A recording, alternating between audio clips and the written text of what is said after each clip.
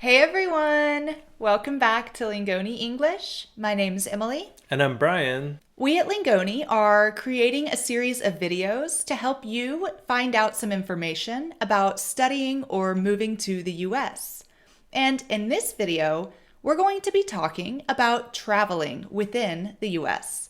We're also going to touch upon re-entering the US in case you travel abroad during your studies.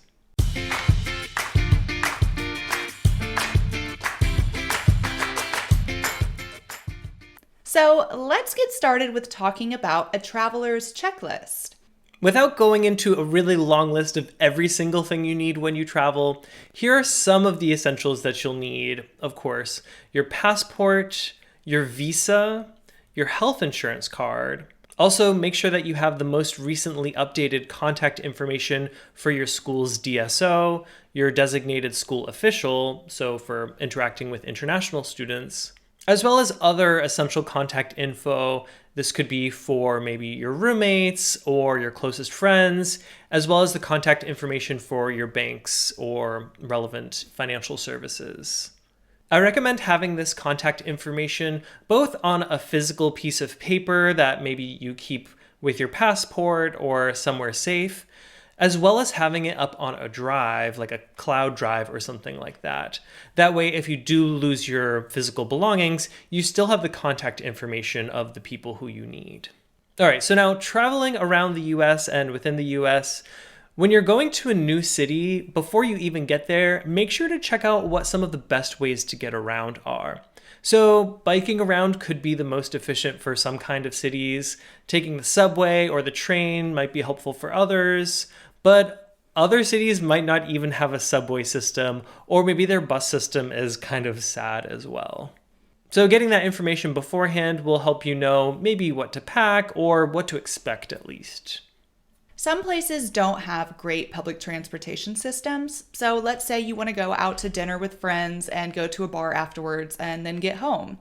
Well, the best way you're going to be able to do that is probably by using a ride-sharing app or calling a taxi. Now, these days, taxis are not as common as they used to be, and where I'm from, you can't even find a taxi. So everything is done through apps like Lyft or Uber. That's super common in America, again, especially in places that don't have great public transportation systems. By the way, if you're looking to improve your French, English, or German, you can go ahead and check out the Lingoni apps. You can access them by going to lingoni.com. On our apps, we have all kinds of listening exercises, practice, worksheets, interactive exercises, and more to help you improve in those languages. Now, getting in between cities, there are quite a few ways to do this in the US. A common way that if you're going all the way across the country is to take a plane, of course, and you can find pretty inexpensive flights going across the country. Or if you have a little bit more time on your hands, you can take the Amtrak. Now, this is a train network throughout the US, and it's slower, but you can go ahead and actually see the places that you're riding through on the train. In addition, you could take intercity buses, such as the Greyhound or Peter Pan. These are quite inexpensive ways to travel, but of course it does take a lot longer than riding just in a plane, so keep that in mind. So one stereotype about the US is that everybody does road trips, maybe along Route 66, and that's actually pretty true. I've gone on a ton of road trips, and it's a great way to see the US, and it can be a lot cheaper than buying plane tickets sometimes. But if you don't have a car, how can you take a road trip? Well, you can just rent a car. So you can rent a car for a day, or you can rent a car for a few weeks or months even. You just need to know a little bit of information about it. So in most of the US, you need to be 25 years old to rent a car. Now, some states you only need to be 21, even some states you can just be 18. And when you go pick up your car to rent, make sure you have 2 forms of ID. So your driver's license, of course, and then another form of ID. This can be something like a health insurance card, a phone bill, your credit card statement, Your passport. anything just to show that it's really you that's renting a car. And you might want to go ahead and call the company that you're going to rent from first to see how old you have to be and if the documents you plan to bring to rent the car are actually ones that they accept. One more kind of funny thing is I've seen some videos recently on social media talking about being too young to rent a car, but being old enough, 18 years old, to rent a U-Haul.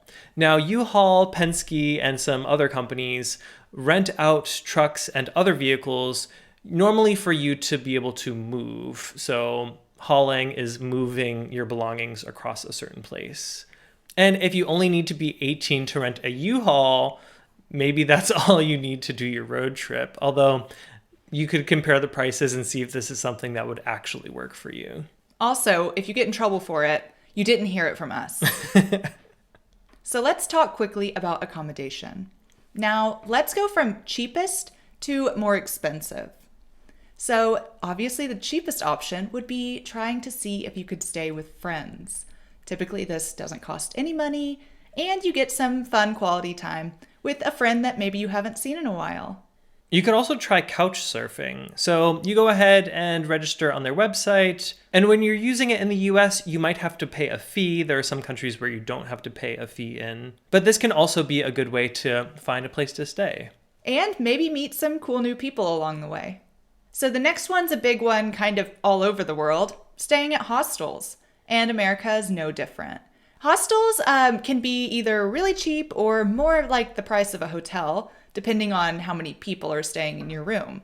Also, some essentials for staying in a hostel, especially when you're staying in the dorm part, is to, for one, bring your lock with you. This way, when you go to use your locker there, you can actually lock and close it.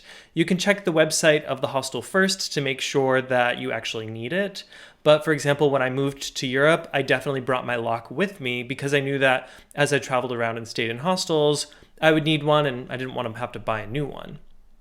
Also, if you're staying in the dorms, you're not so likely to get a towel from the hostel either. So having a small travel towel, that'll definitely come in handy. And if you don't have enough space in your bag for a towel, you can usually rent them from the hostel for a small fee. Another option is to check out websites like Airbnb. This way, you're either potentially living with somebody, just renting a room in their house, or you can rent out a whole house or, multi-room house to rent out and share with your friends. Now, of course, when you're just renting out a single room, this could be a pretty cheap option, and splitting an expensive house with your friends, at least you're splitting it, but of course that's going to be a more expensive option. One thing to keep in mind is that usually at Airbnbs, you have access to a kitchen. So if you want to be able to cook your own food and save a little money that way, you could actually end up saving a little more than staying somewhere without a kitchen. And lastly, we have hotels and motels. You can stay at a variety of price points. There are some even that are called extended stay, meaning you could stay for weeks at a time, or you could stay at just a regular hotel for a night and check out the next morning. All right, now lastly, we're just going to touch upon re-entering the US in case you travel outside during your course of study. A lot of my friends who have studied in the US have waited until their studies are finished before they go to, say, Canada or Mexico. That way they knew they weren't going to have any problems trying to re-enter the US. Now, if you do decide to leave the US during your stay, here are a few tips to make sure you can get back in without any problems. First and foremost is going to be talking to your DSO. They're going to look at your specific case and see if it's even a good idea for you to leave the US during the time that you're wanting to. When you're traveling outside of the US, make sure that you're only out for no more than 5 months. If you're out for more than 5 months, then you'll come up upon some issues that you don't want to have to deal with. When re-entering the US, make sure that your passport is valid for another 6 months from the time of entry. And make sure that you have all of the documents with you, again, in person and on the cloud. So, of course, this includes things like your visa and things like your Form I-20 or your DS 2019, depending on which visa you have, maybe your acceptance letter from your school, things like that. Even things like financial proof of funds that you may have needed to enter the US for starters is something that you might want to have a physical copy of, and of course definitely want to have a backup of as well. Well, that's it for this video. We hope you've learned a lot, and if we forgot anything or you have anything to add, put it in the comments below. Also, don't forget that Lingoni has an app to help you improve your English or your German or French. Head over to lingoni.com to find out more. We'll see you there. Bye. Bye. As well. Hey, are we doing it? Oh yeah, 3, 2. Hey everyone. I was thinking we could say like hi together. I'm just like old man breathing. Old man breathing.